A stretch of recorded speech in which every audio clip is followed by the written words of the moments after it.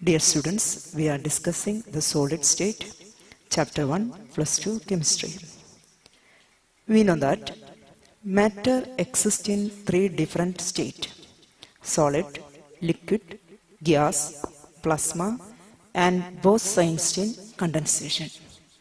We have detailed study of gaseous and liquid state in the previous year. Now we are discussing the important topics of solid state.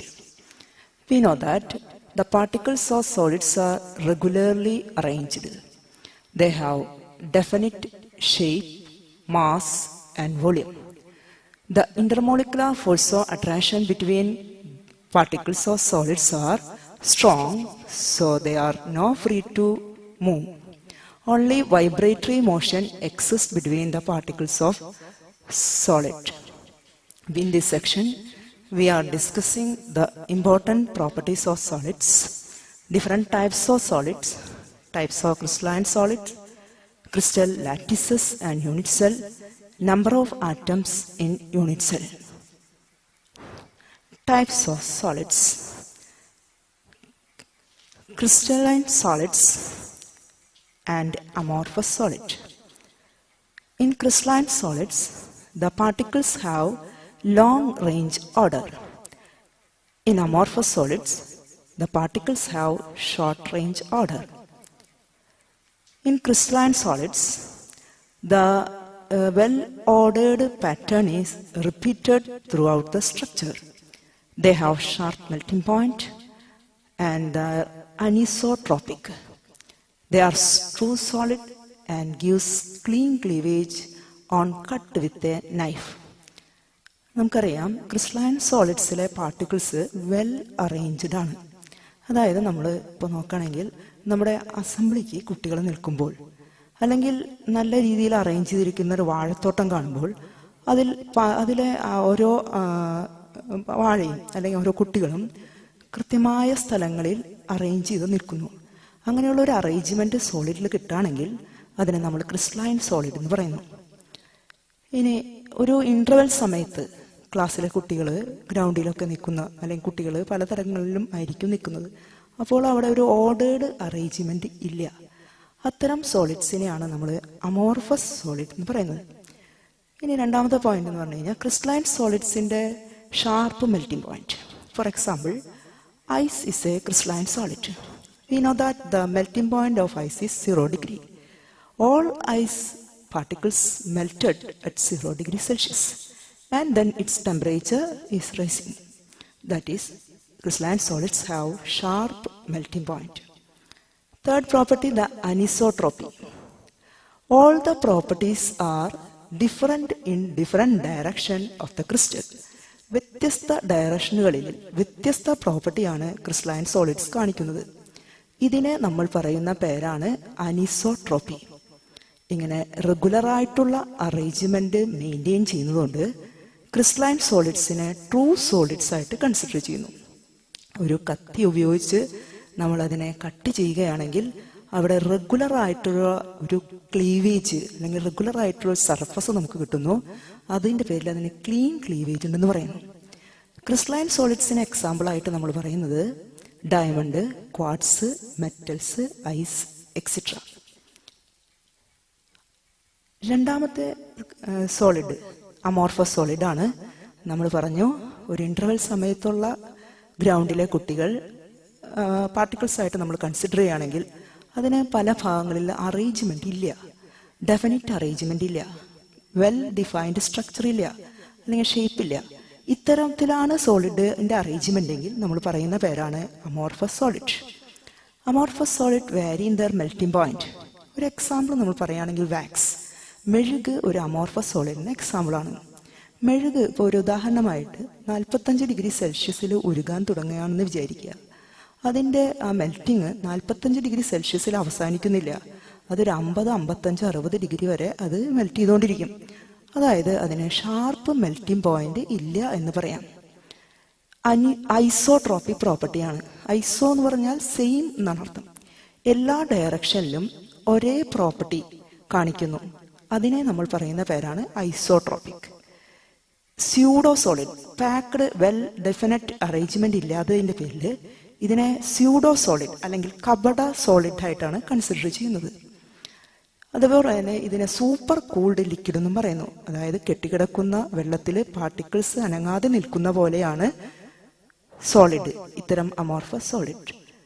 ഈ സോളിഡ്സിന് പതുക്കനെ flow ചെയ്യാനുള്ള കപ്പാസിറ്റിയും കൂടിയുണ്ട്. അതുകൊണ്ടാണ് ഇതിനെ super cooled liquid എന്ന് പറയുന്നത്. അതായത് they are not true solid but pseudo solids. They give irregular cleavage. ഒരു കത്തി ഉപയോഗിച്ച് നമ്മൾ അല്ലെങ്കിൽ ഷാർപ്പ് എഡ്ജഡ് ടൂൾ ഉപയോഗിച്ച് നമ്മൾ അതിനെ മുറിക്കുകയാണെങ്കിൽ അവിടെ ഇറഗുലർ ക്ലീവേജ് ആണ് നമുക്ക് കിട്ടുന്നത്. അതുകൊണ്ട് ഇത് ക്രോസ് സെക്ഷൻ എടുക്കുമ്പോൾ ഇറഗുലർ ക്ലീവേജ് അമോർഫസ് സോളിഡിന്റെ ഒരു പ്രത്യേകതയാണ്. അല്ലെങ്കിൽ നമ്മൾ ഇതിന് അമോർഫസ് സോളിഡിനെ നമ്മൾ ഐഡന്റിഫൈ ചെയ്യാൻ വേണ്ടി ഒരു വാഴക്കൂട്ടത്തിനെ കൺസിഡർ ചെയ്യുക. നല്ല അറേഞ്ച്മെന്റ് ഉള്ള വാഴക്കൂട്ടത്തിൽ കുറച്ച് വാഴകൾ നമ്മൾ മാറ്റുകയാണെങ്കിൽ, കാറ്റിലോ മഴയിലോ പെട്ട് അത് വീഴുകയാണെങ്കിൽ അതിൻ്റെ പാക്കിങ് അമോർഫസ് ആയിട്ട് നമുക്ക് കൺസിഡർ ചെയ്യാം. റെഗുലർ ആയിട്ടാണ് പാക്ക് ചെയ്തിരിക്കുന്നതെങ്കിൽ ക്രിസ്റ്റലൈനായിട്ടും, അതിൽ ചിലത് വീണോ പോയി കഴിഞ്ഞാൽ അതിനെ അമോർഫസ് ആയിട്ട്, റെഗുലർ ആയിട്ട് നഷ്ടപ്പെട്ടാൽ അമോർഫസ് ആയിട്ടും കൺസിഡർ ചെയ്യാവുന്നതാണ്. അതിനെ കാണിക്കാനായിട്ട് സിലിക്കൺ ഡയോക്സൈഡിന്റെ അമോർഫസും അതുപോലെ തന്നെ ക്രിസ്റ്റലൈൻ സ്ട്രക്ചേഴ്സ് കാണുന്നുണ്ട്. ഇവിടെ ഒരു ഹെക്സഗൺ, റെഗുലർ ആയിട്ടുള്ള ഹെക്സഗൺ നമുക്ക് കിട്ടുന്നുണ്ട്. ഇവിടെ ഒരു ഓർഡർ കുറഞ്ഞ ഹെക്സഗൺ ആണ് നമുക്ക് കിട്ടുന്നത്. ഇത് അമോർഫസ് ആണ്, അതുപോലെ ഇത് ക്രിസ്റ്റലൈൻ ആണ്. ക്രിസ്റ്റലൈൻ സോളിഡ്സിനെ വീണ്ടും നമുക്ക് പലതരത്തിൽ ക്ലാസിഫൈ ചെയ്യാം. Molecular solid, covalent solid, ionic solid, metallic solid. ഇങ്ങനെ നമ്മൾ ക്ലാസിഫൈ ചെയ്യുന്നത് അതിലുള്ള പാർട്ടിക്കിൾസിന്റെ നേച്ചറിനെയോ അല്ലെങ്കിൽ പാർട്ടിക്കിൾസിന്റെ ഇടയിലുള്ള ബോണ്ടിങ്ങിനെയോ ഡിപ്പെൻഡ് ചെയ്തിട്ടാണ്. മോളിക്കുലാർ സോളിഡിലെ പാർട്ടിക്കിൾസ് മോളിക്യൂൾസ് ആണ്. അവ തമ്മിൽ വീക്കായിട്ടുള്ള ഫോഴ്സുകളാണുള്ളത്. വീക്ക് ഫോഴ്സ് ആയതിൻ്റെ പേരിൽ അവ സോഫ്റ്റ് ആയിരിക്കും. They have low melting point. ഇവ pure conductor of heat and electricity. Molecular സോളിഡിലെ പാർട്ടിക്കിൾസ് മോളിക്യൂൾസ് ആണ്. വീക്ക് ഇൻട്രാമോളിക്കുലാർ ഫോഴ്സസ് ആണ് അവിടെ നിലനിൽക്കുന്നത്. മോളിക്കുലാർ സോളിഡ്സിനെ വീണ്ടും നമുക്ക് 3 തരത്തിൽ ക്ലാസിഫൈ ചെയ്യാം. Non polar solid, polar solid, hydrogen bonded. ഇതിൽ പ്രധാനമായിട്ടും I2 നോൺ പോളാർ സോളിഡ് ആണെന്നും H2O hydrogen bonded molecular solid ആണെന്നും നമ്മൾ പഠിച്ചിരിക്കേണ്ടതാണ്. ക്രിസ്റ്റലൈൻ സോളിഡിലെ രണ്ടാമത്തെ കാറ്റഗറി അയോണിക് സോളിഡ്. അയോണിക് സോളിഡ്സിലെ പാർട്ടിക്കിൾസ് അയോൺസ് ആണ്. They are positive ions and negative ions, cations and anions. They are held by electrostatic force of attraction. Electrostatic force of attraction എന്ന് പറഞ്ഞാൽ അയോണുകളുടെ ഇടയിലുള്ള അട്രാക്റ്റീവ് ഫോഴ്സിനെയാണ് ഇലക്ട്രോസ്റ്റാറ്റിക് ഫോഴ്സ് ഓഫ് അട്രാക്ഷൻ എന്ന് പറയുന്നത്. അതുകൊണ്ട് തന്നെ ഉയർന്ന അട്രാക്റ്റീവ് ഫോഴ്സ് ഉള്ളതുകൊണ്ട് അവയ്ക്ക് ഉയർന്ന മെൽറ്റിംഗ് പോയിന്റും അതുപോലെ ഹാർഡും അതുപോലെ ബ്രിട്ടിലും ആയിരിക്കും.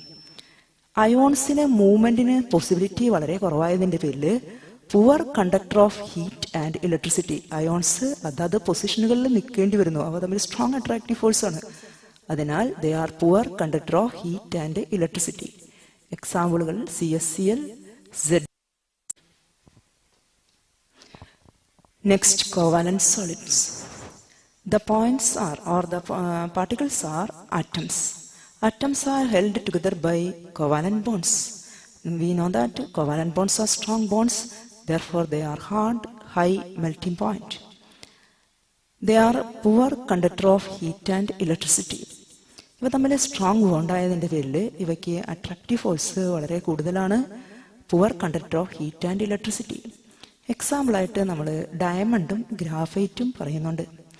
ഡയമണ്ടിന്റെ close packed structure, 3 dimensional network structure. The structure is called 3 dimensional network structure. It is the hardest substance. Graphite structure layered hexagonal structure. ഹെക്സഗണലാണ്, ലെയേർഡ് സ്ട്രക്ചറാണ്. അതിൻ്റെ പേരിൽ ഈ ഇലക്ട്രോൺസ് ഈ ലെയറുകളുടെ ഇടയിൽ മൂവ് ചെയ്യാൻ പറ്റുന്നതിൻ്റെ പേരിൽ ഗ്രാഫൈറ്റ് ഒരു എക്സെപ്ഷണൽ കേസാണ്.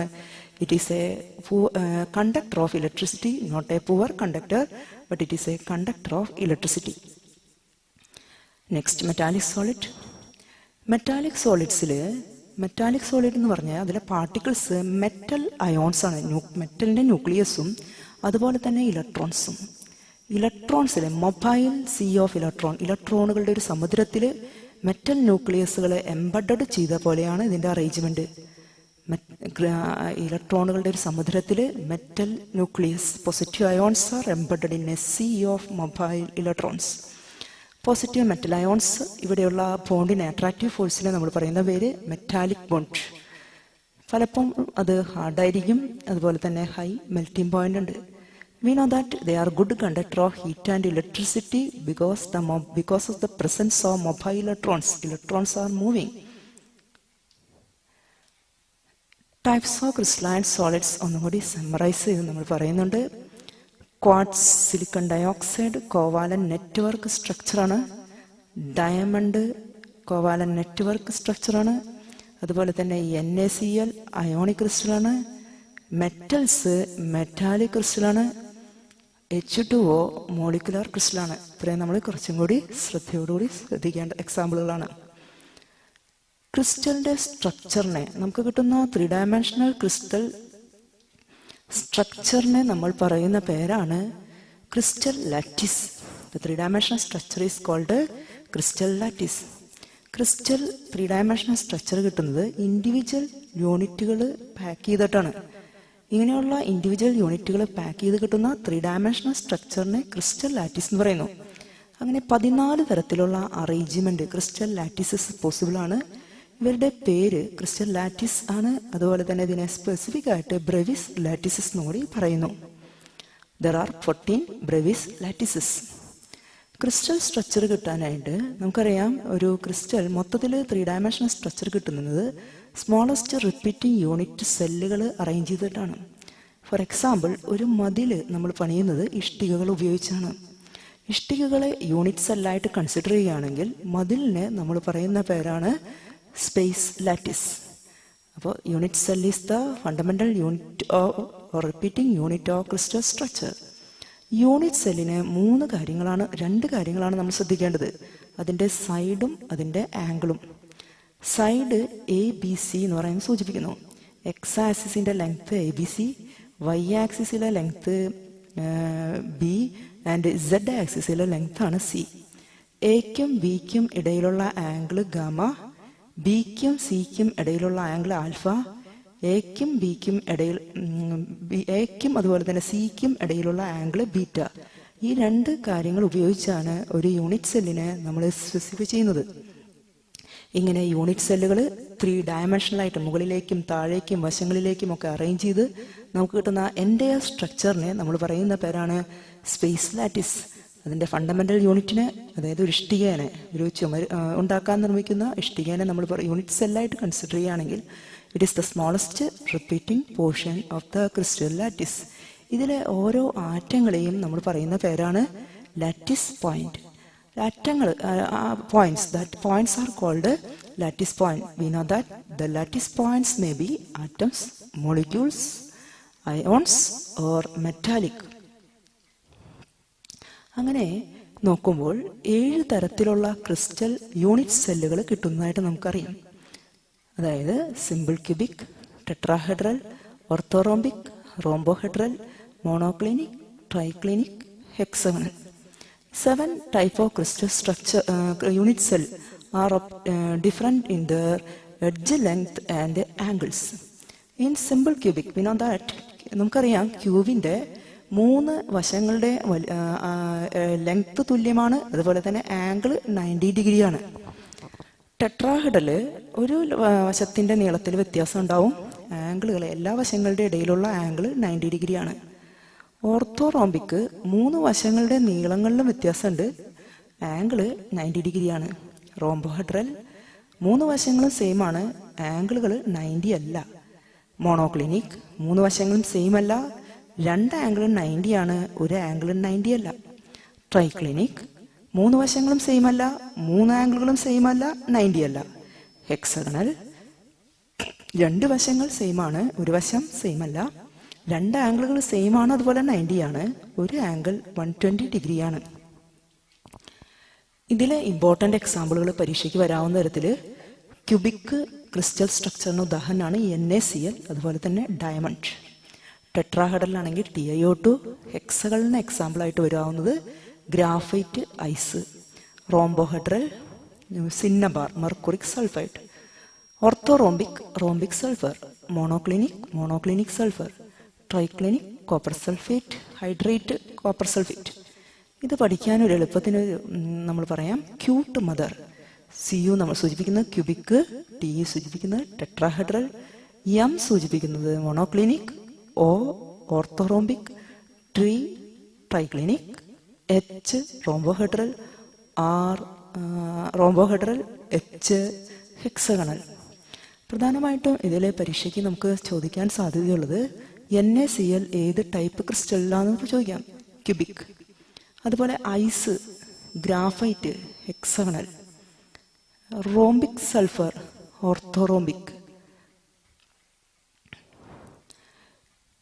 ഈ ക്രിസ്റ്റൽ ടൈപ്സുകൾ വീണ്ടും നമ്മൾ ക്ലാസിഫൈ ചെയ്യാം. ഈ ക്യൂബിൻ്റെ അല്ലെങ്കിൽ ഒരു ക്രിസ്റ്റൽ യൂണിറ്റ് സെല്ലിൻ്റെ മൂലകളിൽ മാത്രം, കോണേഴ്സിൽ മാത്രം particles are occupied at the 8 corners. They are called primitive lattice. If there are 8 particles at the 8 corners and also at the center, they are called body-centered cube. If the particles are at the corners and also at the center of the faces, there are 6 faces, center of the faces, they are called a face-centered cube. If the particles are at the corners and also at the center of 2 opposite faces, they are called end-centered. Thus there are 4 different type of lattice types: primitive, body-centered, face-centered, end-centered. Common type of cubic unit cell: primitive cube, that is also called a simple cube. 8 corner atoms are there. Body-centered cube, 8 corner atoms as well as 1 atom inside the cube. Face-centered cube, 8 corner atoms and also atoms at the center of 6 faces. The structure of the 3 different types of cubic cells are given. And a corner atom and a face-centered atom. We consider a corner atom here. The corner, one of the 8 corner atom. This is a cube. There are 8 corner on 1, 2, 3, 4, 5, 6, 7, 8. This is a corner atom. This corner particle, this is considered as a sphere. It is shared by 8 cubes. 1, 2, 3, 4, 5, 6, 7, 8. 8 cubes. Therefore, its contribution to one unit cell is 1 by 8. That is, it is shared by 8 unit cell. This is a face-centered particle. The sphere is shared in between 2 cubes and the shared by 2 unit cells. Here, the corner contribution towards one cube is 1 by 8. Corner contribution towards one cube is 1 by 8. This is Kimball cube. This is a body-centered cube. The center atom is inside the cube, so it is not shared between other cubes. Therefore, its contribution, or there is one atom at the center, and the 1 by 8 atom of one sphere is here. This is body-centered cube. This is face-centered cube. There are 6 faces and 1 particles at the center of 6 faces, and its contribution towards one cube is 1 by 2. Therefore, the contribution of corner is 1 by 8, contribution of body center is 1, and contribution for one face center is 1 by 2. Next, the number of atoms in a unit cell. We know that there are 8 corner atoms or corner particles, and the contribution of one particle towards the cube is 1 by 8. So, the number of particle is, effective number of particle is 8 into 1 by 8, that is equal to 1. In body-centered cube, there is 8 particle at the corners and their contribution is 1 by 8, and then 8 into 1 by 8, and there is one particle at the center and its contribution is 1 itself. Therefore 8 into 1 by 8 plus 1, that is equal to 2. Here 8 corner atoms, their contribution 8 into 1 by 8, and there are 6 faces and one atom on each face center, and its contribution is 1 by 2, and 6 into 1 by 2, that is equal to 3. Therefore total number of particles is 1 plus 3, that is equal to 4. In this section we are discussing the solid state and its properties, different types of solids, and the different types of forces existing between solids, and the number of particles and their arrangement.